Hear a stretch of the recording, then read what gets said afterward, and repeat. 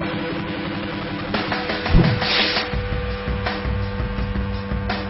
so you hit the ground running with the company, over $1 million in seed round and over $5 million or nearly $5 million in Series A funding. Yes. And you built the company very quickly.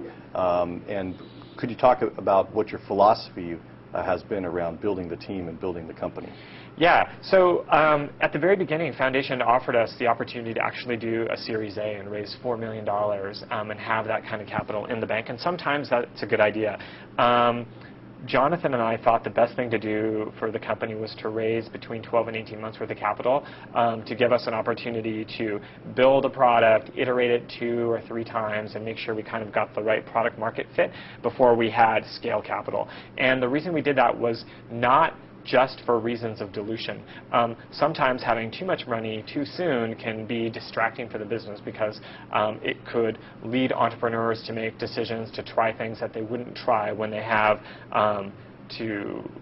just have limited funds. When you have very limited funds, you have to make very, very hard, painful trade-offs, and it's those hard, painful trade-offs that actually force you into something specific and valuable.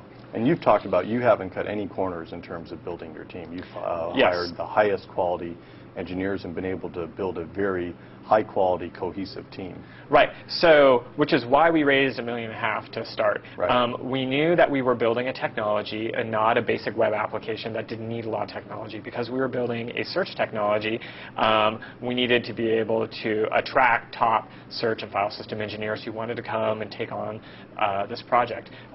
The venture capitalists were on board with that. They understood that it was going to take a real expert engineering team to pull this off. So we were able to construct a financing strategy in terms of the valuation of the company, the dilution, the amount of money that we're going to have to pay people, and then even to get agreement amongst the founders and the investors as well in terms of the kind of deals that we wanted to cut with the team. And we did that, and we have been able to build a world-class team. So one of the benefits of getting Foundation involved very early in the process was to get their buy-in regarding the overall strategy that you guys put in place for funding the company. Yes. And in a sense have sort of a soft commitment that if you built this team and you built the technology the way that you had discussed with them, that there would be a soft commitment around proceeding into a Series A round. Correct, with one caveat, and that is we needed to show that we were kind of hitting on something. So if we built a good team and we had absolutely no idea what we were doing, then they weren't interested in investing. But because we were pointing our technology at a real problem and solving these problems for users, and they were very interested in scaling the concept so that we could get the distribution that we needed and the integration into the different mail platforms that it was going to take to build Zoopit. Post-financing, how important have your investors been to the company? You hear people talk about smart money, and how important has Teresa and Charles been on the board and helping to advise you to build the company? They've been extraordinary, and they've made a huge difference in where we are today.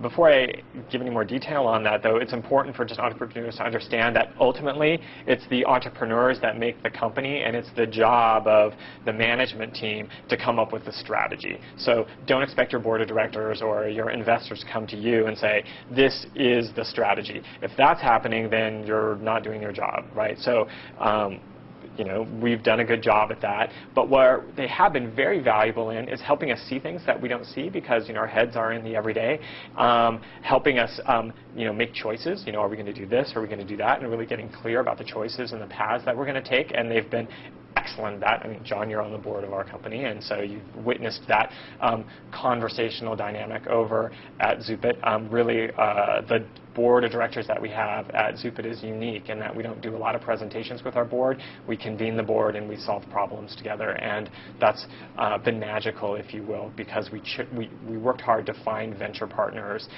who we thought we could communicate in that way with. But then lastly, because both Charles and Teresa are industrial experts in the industry that we're participating in, they've been able to unlock doors like across the industry, from startups to the big guys, in terms of where to get access to deals and right. meet the people that we need. And corporate partnering is an important element to building your business. And, it is. How has that gone, and what are the lessons that you've learned in corporate partnering?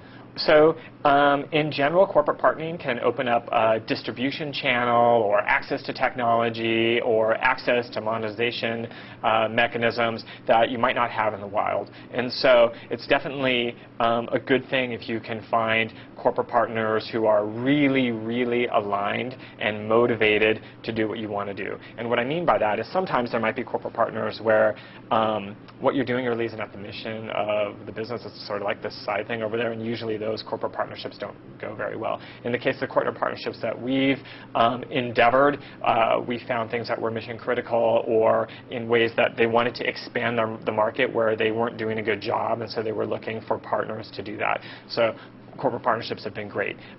What I can warn entrepreneurs of is you definitely want to find a strategy where you understand the difference between distribution and self-sustaining business model, and that's always going to be tricky. When you can control your own destiny, that can be very valuable. But it's also fine to be involved in the ecosystem of technology and users, and you just got to do a good job of building value up and down the stack, and we've done that at Zoopit. Right. You don't want to rely on corporate partners too much. Too much. So you've had a lot of experiences over the last couple of years building the company. Some general thoughts about advice you can give entrepreneurs in the fundraising process. Yes, definitely. So first and foremost, get involved with the pros when you're building your business, even if you don't exactly know what your business is. And so what do I mean by the pros? Well, you have a vision, you want to build a product, you want to make a difference in the world. Get involved with professional investors and angels who have done this before in your industry and talk about it a lot. Number two, get involved with venture capitalists who have built businesses and created either successful exits or just successful publicly traded companies or successful private companies in the industry that you're working in. They know more about this industry than you do and what it means to make a successful business with a capital B and bring back money with a capital M, and so you should get involved with them. But it's also important to get involved with professional accountants and professional lawyers to support you through this process, especially with fundraising. We work with Org, for example, and it's really important, even when you're a bootstrapping entrepreneur, that you go find a legal team to work with, because you're going to need to have great legal support to close the professional angel money and close the professional venture money and put together the partnership deal between you and your founders and your teammates. So it's an ecosystem of professional angels and venture capitalists and lawyers and et cetera. So what's next for Zoopit, and what are you looking forward to, and what are your challenges? Well, right now we're working on scaling our application to a very, very large user base, and so there are challenges just in terms of integration and distribution and getting our technology to scale. We're working hard at that, and we're very excited about it. Well, it's been a pleasure talking with you today, Bijan. I think you've shared a lot of invaluable insights, and hope to continue the conversation. And best of luck with Zoopit, and I guess I should say ciao. Ciao. And mille grazie. Yeah, alla prossima volta. Cheers. I'm John Batista, and you've been watching Fundraiser on Vader News.